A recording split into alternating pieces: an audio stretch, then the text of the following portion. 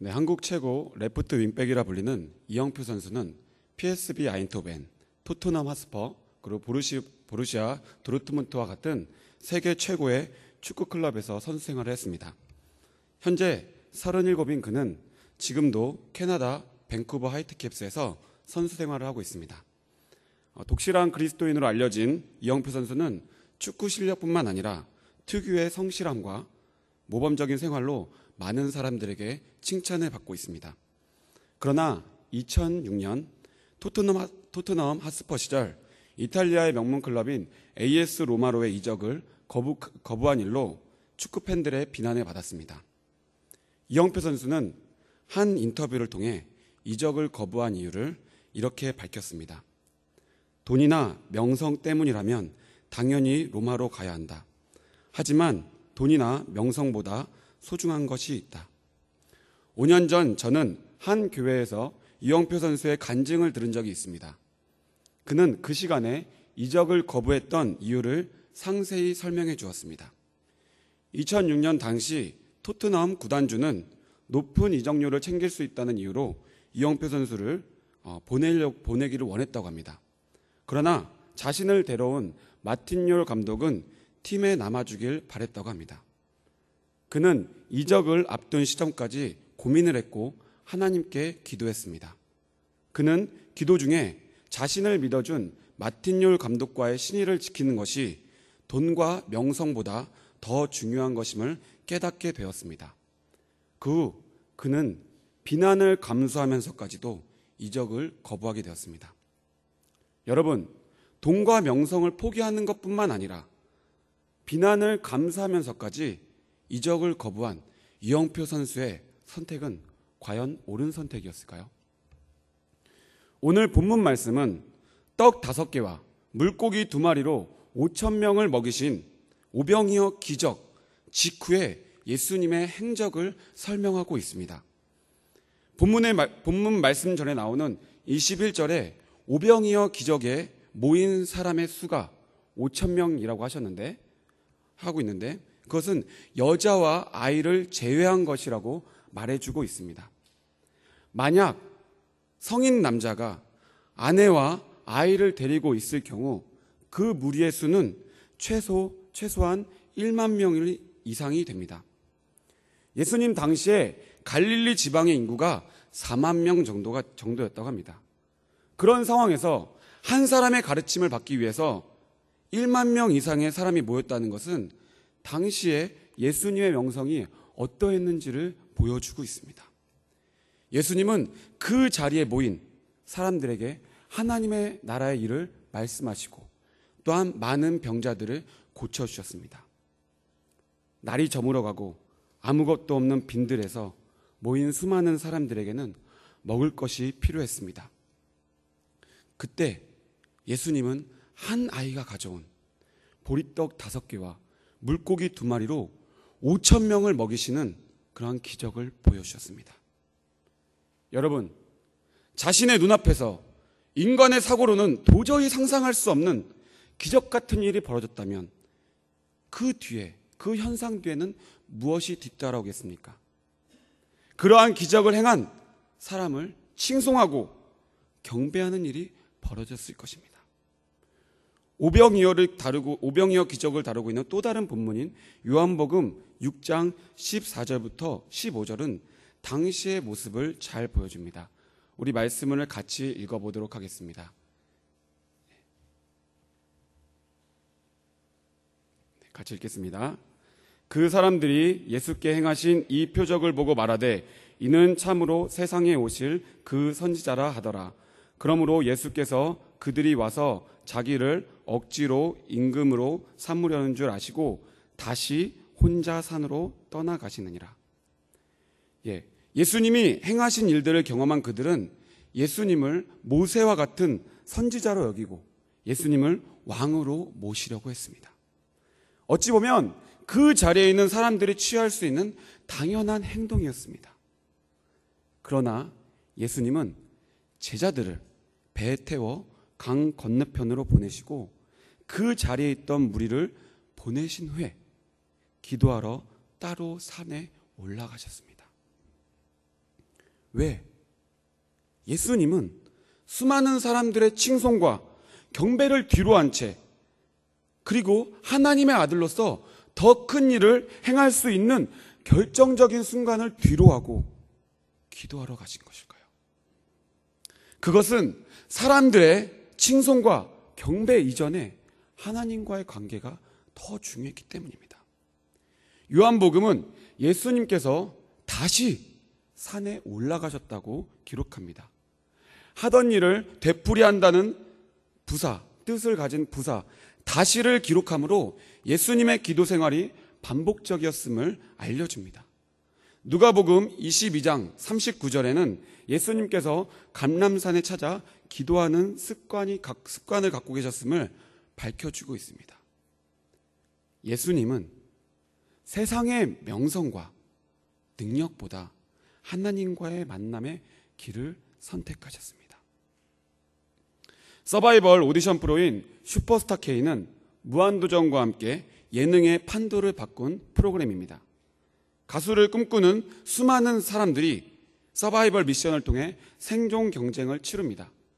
그리고 최종 우승한 팀에게는 가수 데뷔와 함께 상상할 수 없는 상금이 부여됩니다.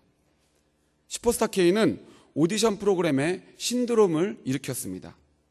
신드롬이라 불릴 정도의 슈퍼스타 K가 인기를 끄는 이유가 무엇일까요? 저는 그 이유를 기적을 노래하라는 슬로건에서 찾을 수 있다고 봅니다. 기적을 노래하라.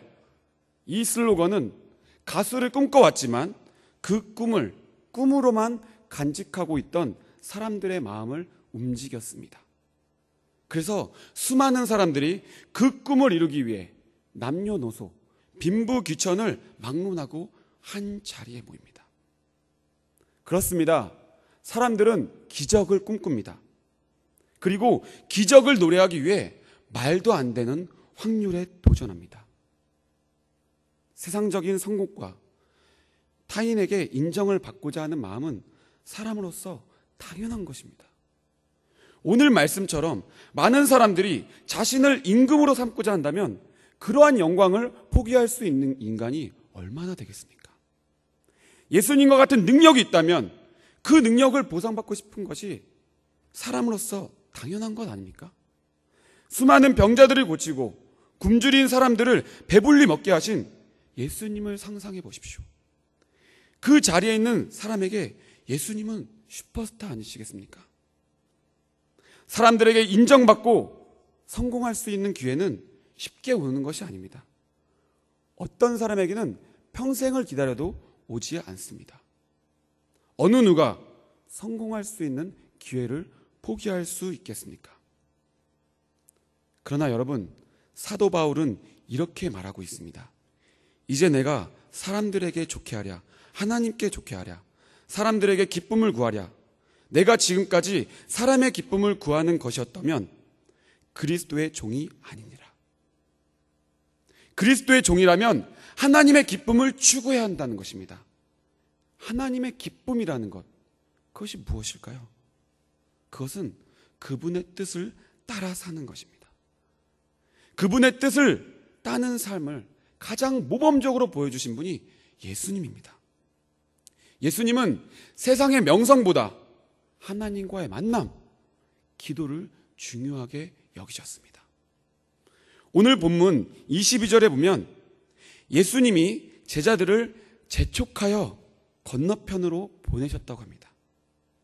이 재촉하다는 뜻은 헬라어로 아난카조라는 뜻으로 강제로 무엇인가를 하도록 시키는 것을 의미합니다. 한마디로 주님께서 제자들을 그곳에서 억지로 떠나도록 내모셨다는 것입니다. 그리고 그 후에 예수님은 그 자리에 있던 사람들을 내보내셨습니다. 그러나 여러분, 생각해 보십시오. 사람들을 떠나보내고 남은 자리를 정돈해야 될 사람은 스승이 아닌 제자들 아니겠습니까? 그런데 왜 예수님은 제자들을 먼저 보내시고 자신이 남아있는 사람을 흩으셨을까요? 요한복음 6장 14절부터 15절에는 그 사람들이 예수께서 행하신 표적을 보고 예수님을 억지로 임금을 삼았다고 기록하고 있습니다. 억지로. 그 자리에 모인 사람들은 예수님이 누구이신지가 아닌 예수님의 능력이 필요했습니다. 그리고 요한복음을 기록한 사도 요한은 그 장소를 요한복음 6장 1절에 디베랴의 갈릴리 바닷가라고 표현했습니다. 왜 사도 요한은 갈릴리 바다 앞에 디베라를 붙였을까요? 디베라는 헤롯 안티파스가 황제의 경의를 표하기 위해 붙인 명칭입니다. 한마디로 디베라는 황제의 논리, 세상의 욕망이 함축되어 있는 황제의 도시라는 것입니다. 그 자리에서 모인 사람들이 찬양한 예수님은 자신들이 만들어낸 허상이었던 것입니다. 예수님은 제자들이 이러한 황제의 논리, 세상의 욕망에 빠지지 않도록 제자들을 재촉하여 앞서 보내신 것입니다. 그리고 자신의 욕망을 높이고자 하는 사람들을 벗어나 하나님을 높이기 위한 기도의 자리로 나아가셨습니다. 여러분들이 생각하는 성공하는 삶, 행복하는 삶이 무엇입니까? 예수님처럼 하나님을 높이는 삶입니까? 아니면 자신의 욕망을 추구하는 삶입니까? 하나님을 믿으면서도 디베랴의 사람처럼 황제의 논리에 갇혀 세속적인 사고를 버리지 않으면 하나님을 바로 볼 수 없습니다. 주님은 수많은 병자들을 고치시고 자신을 임금으로 삼으려고 하는 사람들을 뿌리치시고 육체적으로 피곤한 상태에서도 기도하러 가셨습니다. 따로 혼자 기도하셨습니다. 기도는 나를 따로 혼자 격리하는 시간입니다. 그리고 그 시간을 통해 하나님 앞에서 나를 객관적으로 바라보고 세상을 객관적으로 바라보는 것입니다. 여러분, 이영표 선수가 어떻게 그 좋은 조건과 기회를 포기할 수 있었겠습니까? 그리고 수많은 사람들의 비난 속에서도 끝까지 흔들리지 않고 자신의 길을 갈 수 있었겠습니까? 그것은 세상의 논리가 아닌 그리스도의 길을 걸어갔기 때문입니다. 이 자리에 있는 여러분 역시 이 세상의 부요함보다 나의 꿈을 이루는 것보다 더 귀한 것이 예수님의 길을 따르는 것임을 잊지 않았으면 좋겠습니다. 기도하겠습니다. 마치겠습니다. 네.